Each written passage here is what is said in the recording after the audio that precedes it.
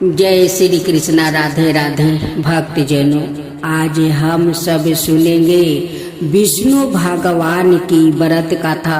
आषाढ़ मास तो विष्णु भगवान का दिन होता है।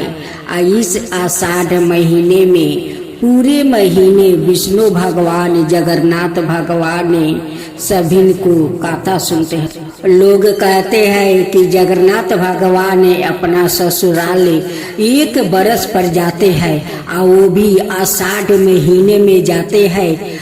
7 दिन के बाद वो अपना घर लौटे आते हैं। जब जगन्नाथ भगवान ससुराल जाते हैं तो बहुत धूमधाम से उत्साह मनाया जाता है। तो आइए श्रवण करते हैं विष्णु भगवान की पहला कथा गरुड़ की। महर्षि कश्यप की 13 पत्नियां थी, लेकिन बिंता और कदु नाम का अपनी 2 पत्नियां से वो विशेष प्रेम करते थे। एक दिन महर्षि जब आनंद भाव में वो बैठे थे तो उनकी दोनों पत्नियां उनके समीप पहुंची और पति के पांव दबाने लगी। प्रसन्न होकर महर्षि ने बारी बारी से दोनों को संबंधित किया। तुम दोनों ही मुझे विशेष प्रिय हो, तुम्हारी कोई इच्छा हो तो बताओ। कदु बोली, स्वामी मेरी इच्छा है कि मैं 1000 पुत्र की माँ बनूं। फिर महर्षि ने मीनता से पूछा। मीनता ने कहा, मैं भी माँ बनना चाहती हूँ स्वामी, किंतु 1000 पुत्रों की नहीं बल्कि सिर्फ 1 ही पुत्र की। लेकिन मेरा पुत्र इतना बलवान हो कि कदु के 1000 पुत्र भी उसकी बराबरी ना कर सके। महर्षि बोले, शीघ्र ही मैं एक यज्ञ करने जा रहा हूँ। यज्ञ परंतु तुम दोनों की माँ बनने की इच्छाएं अवश्य पूरी होगी। महर्षि कश्यप ने यज्ञ किया। देवता और ऋषि मुनियों ने सहर्ष यज्ञ में हिस्सा लिया। यज्ञ संपूर्ण करके महर्षि कश्यप पूर्ण तपस्या करने चले गए। कुछ माह पश्चात मीनता ने 2 और कदु ने 1000 अंडे दिए। कुछ काल के पश्चात कदु ने अपने अंडे फोड़ा तो उनमें से काले नाग के बच्चे निकल पड़े। कदु ने खुशी से चहकते हुए मीनता को पुकारा, मीनता देखो तो मेरा अंडों से कितने प्यारे बच्चे बाहर निकले हैं। मीनता बोली, सचमुच बहुत खूबसूरत है कदु, बधाई हो। अब मैं भी अपने 2 अंडों को फोड़ कर देखती हूँ। यह कहकर मीनता अपने दोनों अंडों के पास गई। उसने एक अंडा फोड़ दिया, लेकिन अंडे के अंदर से एक बच्चे का आंधा बना शरीर देखकर वो स्वयं हो गई। बोली, हे भगवान, जल्दबाजी में मैंने यह क्या कर डाला। यह बच्चा तो अभी अपूर्ण है। तभी फूटे हुए अंडे के अंदर से बालक बोल पड़ा, जल्दबाजी में अंडा फोड़ कर तुमने बहुत बड़ा अपराध कर डाली है। फल स्वरूप तुम्हें कुछ समय तक दास्ता करनी होगी। मीनता बोली, अपराध तो मुझसे हो ही गया है, लेकिन इसका निराकरण कैसे होगा पुत्रा।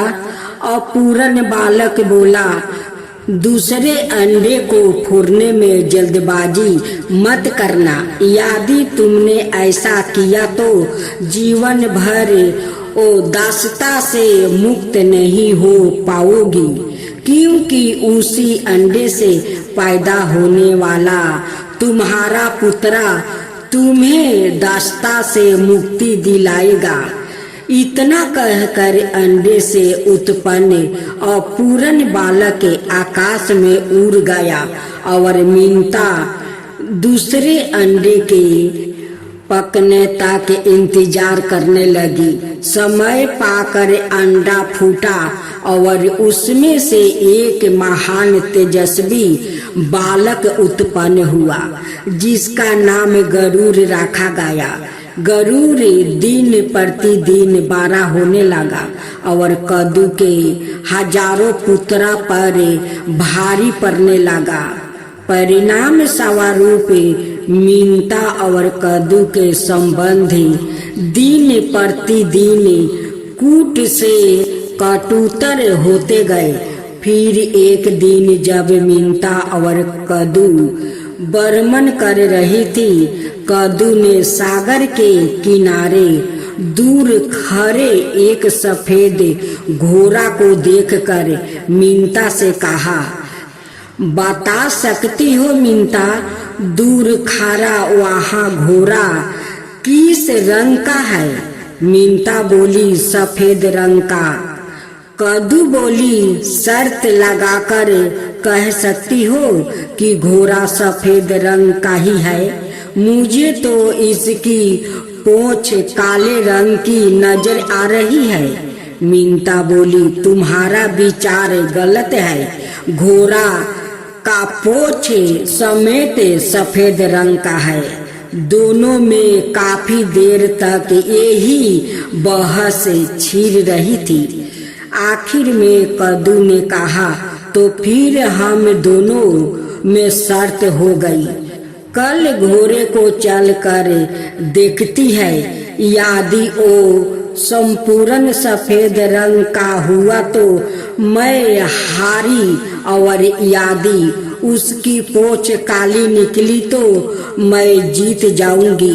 उस हालत में जो भी हम दोनों में से जीतेगी तो हारने वाली को जीतने वाली की दासी बनना पड़ेगा। बोलो, तुम्हें मंजूर है? मीनता बोली, मुझे मंजूर है।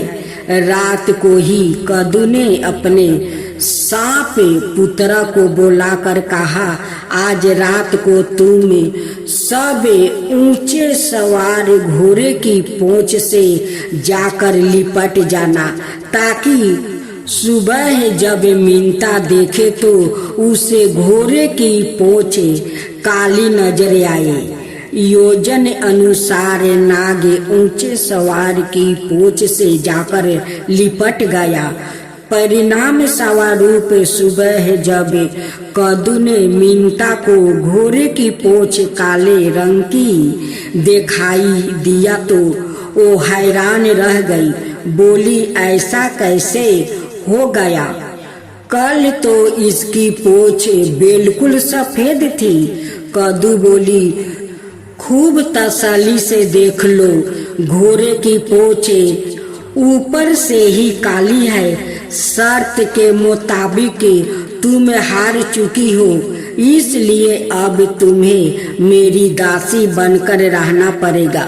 व्यवस्था पूर्वक मीनता को कदू की दासी स्वीकार करनी पड़ी। माता को उदास देखकर गरुड़ ने पूछा, माँ, आप इतनी उदास क्यों रहती हो? मीनता ने अपनी शर्त हार कर दासी बनने की बात बताई तो गरुड़ ने पुन पूछे, क्या ऐसा कोई उपाय नहीं है जिससे आप कदू की दास्ता से मुक्ति हो जाए? मीनता बोली, यह तो कदू से ही पूछना पड़ेगा। यदि वो प्रसन्न हो जाती है तो मुझे दास्ता से मुक्ति कर देगी। गरुड़ अपनी माता मीनता को लेकर कदू के पास पहुंच गया और कहा, क्या ऐसा नहीं हो सकता कि आप मेरी माता को अपनी दास्ता से मुक्ति कर दो? कदू बोली, हो सकता है, बस्तर की तुम मेरे पुत्र को अमृत लाकर दे दो। यह सुनकर गरुड़ सोच में पड़ गया।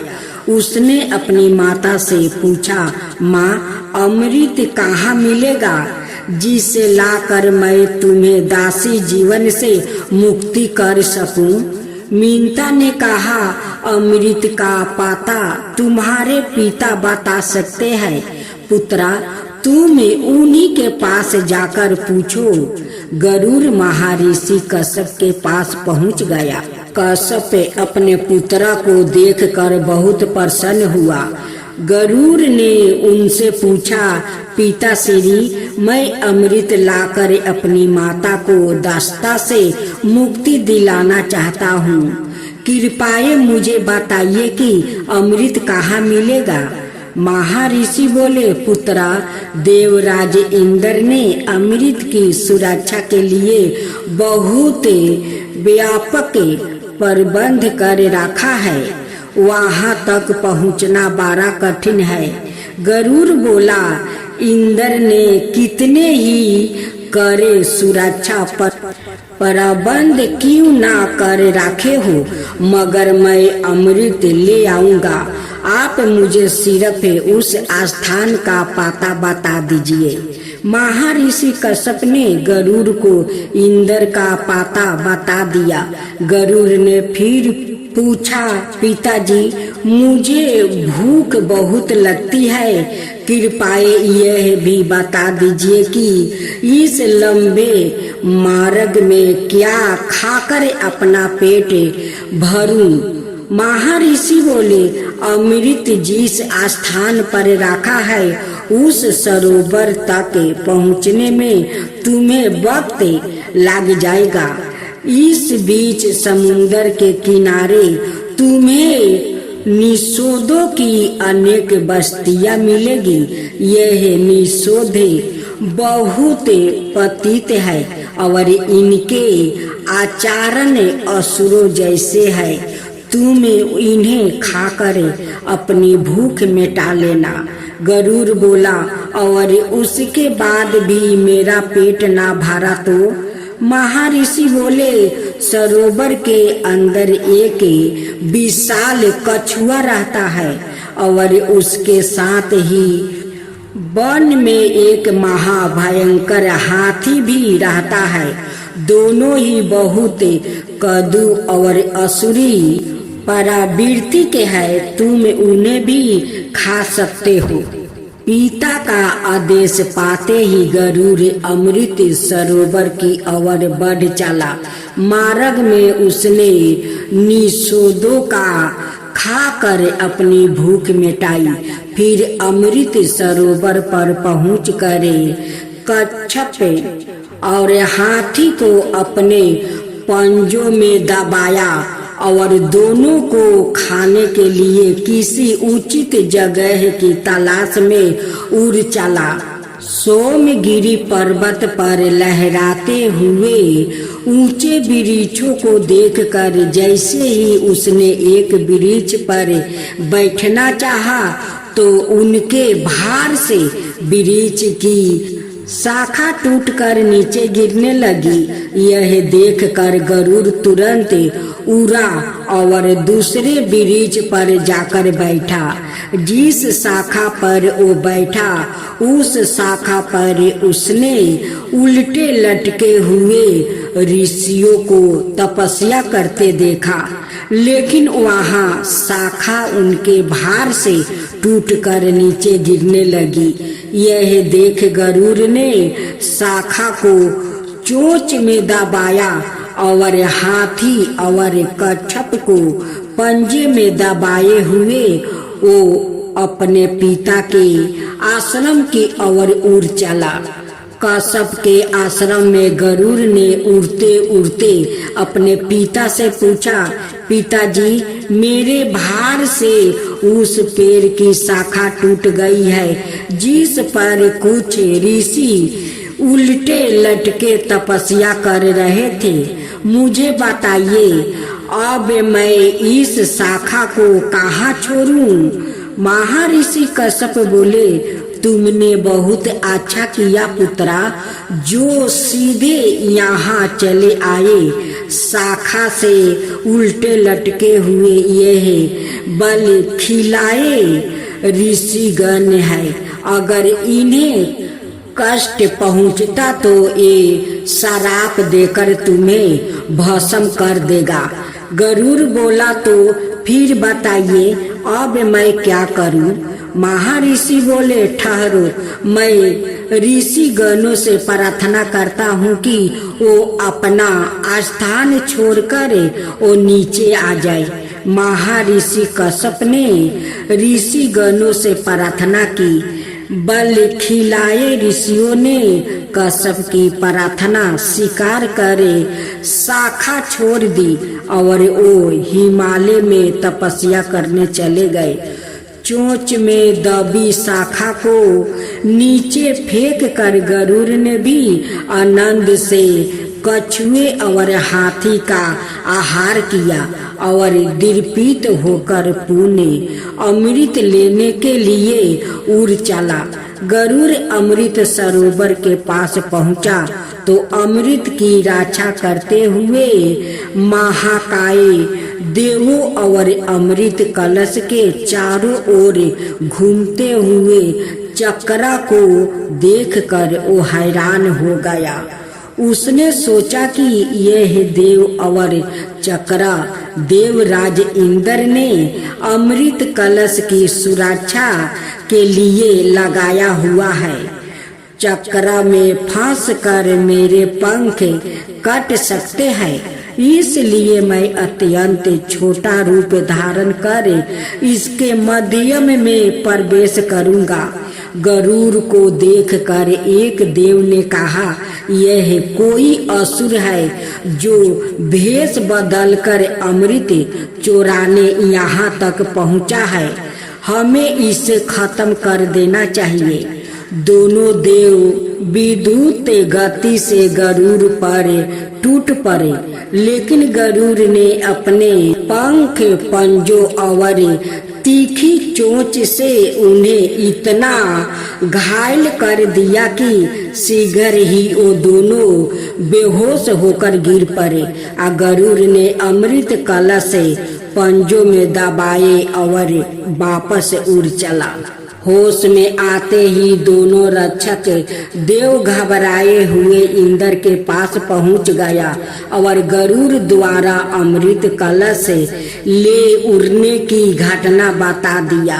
यह सुनकर इंद्र चकित होकर बोला, ऐसे कैसे हो गया? सरोवर में रहने वाले विशाल कच्छप और तट पर रहने वाले महाकाय हाथी का क्या हुआ? उन दोनों को भी उस विशाल गरुड़ ने अपना भोजन बना लिया है। यह सुनकर इंद्र अपनी देव सेना की एक टुकड़ी के साथ बर्ज उठाया। इंद्रपुरी से निकला आया और गरुड़ की खोज में वो बढ़ चला। आकाश मार्ग में उड़ते हुए शीघ्र ही उसने गरुड़ को देख लिया और अपना बर्ज चला दिया। इंद्र के बर्ज का गरुड़ पर कोई असर नहीं हुआ। उसके डैनों से सिर्फ एक पर पंख बर्ज से टकरा कर नीचे आ गिरा। देव गरुड़ पर टूट पड़े, किंतु कुछ ही समय में गरुड़ ने उन्हें अपनी पैनी चोंच की मार से आधा मारा कर दिया। यह देख इंद्र सोचने लगा, यह तो महान पराक्रमी है। मेरे बर्ज का इस पर जरा भी असर नहीं हुआ, जबकि मेरे बर्ज के प्रहार से पहाड़ तक टूटकर चूर चूर बन जाते हैं।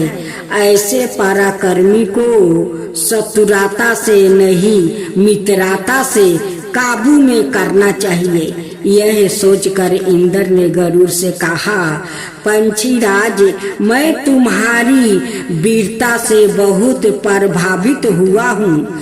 इस अमृत कलश को मुझे सौंप दो और बदले में जो भी वर मांगना चाहते हो मांग लो। गरुड़ बोला, यह अमृत मैं अपने लिए नहीं, अपनी माता को दास्ता से मुक्ति कराने के लिए, नाग माता को देने के लिए ले जा रहा हूँ, इसलिए यह कलश मैं तुम्हें नहीं दूंगा। इंद्र बोला, ठीक है, इस समय तुम कलश ले जाकर नाग माता को सौंप दो, किंतु उन्हें इस प्रयोग मत करने देना। उचित मौका देखकर मैं वहां से यह कलश गायब कर दूंगा। गरुड़ बोला, अगर मैं तुम्हारी बात को मान लूं तो बदले में मुझे क्या मिलेगा? इंद्र बोला, तुम्हारा मन पसंद भर पेट भोजन। तब मैं तुम्हें इन्हीं नागों को खाने की इजाजत दे दूंगा। गरुड़ बोला, यही तो मैं चाहता हूँ। नाग मेरे स्वादिष्ट भोजन है, किंतु एक ही पिता की संतान होने के कारण मैं इन्हें खाते हुए हिचकाता हूँ। अब मेरी हिचकी दूर हो गई। अब मैं आपके कथन अनुसार ही कार्य करूँगा। यह कहकर गरुड़ अमृत कलश लेकर कद्दू के पास पहुँच गया और उससे बोला, माते, अपनी प्रतिज्ञा के अनुसार मैं अमृत कलश ले आया हूँ। अब आप अपने वचन से मेरी माता को मुक्ति कर दो। कद्दू ने उसी क्षण मीनता को वचन मुक्त कर दिया और अगली सुबह अमृत नागों को वो पिलाने का निश्चय कर वहां से चली गई। रात को उचित मौका देखकर इंद्र ने अमृत कलश उठा लिया और पुनः उसी स्थान पर पहुंचा दिया। दूसरे दिन सुबह नाग जब वहां पहुंचे तो अमृत कलश गायब देखकर दुखी हुआ। उन्होंने उस कुसा को ही जिस पर अमृत कलश रखा था चाटना आरंभ कर दिया, जिसके कारण उनकी जीभ दो हिस्सों में वो बट गई। गरुड़ की मातु भक्ति से प्रसन्न होकर भगवान विष्णु गरुड़ के सम्मुख प्रकट हो गए और बोले, मैं तुम्हारी मातु भक्ति देखकर बहुत प्रसन्न हूँ। पंछीराज, मैं चाहता हूँ कि अब से तुम मेरे वाहन के रूप में मेरे साथ रहा करो। गरुड़ बोला, मैं बहुत भाग्यशाली हूँ प्रभु, जो सवाए आपने मुझे अपना वाहन बनाना स्वीकार किया। आज से मैं हर क्षण आपकी सेवा में रहूंगा और आपको छोड़कर कहीं नहीं जाऊंगा। इस तरह उसी दिन से पंछीराज गरुड़ भगवान विष्णु के वाहन के रूप में प्रयोगित होने लगे। गरुड़ के भगवान विष्णु की सेवा में जाते ही देवता भय मुक्त हो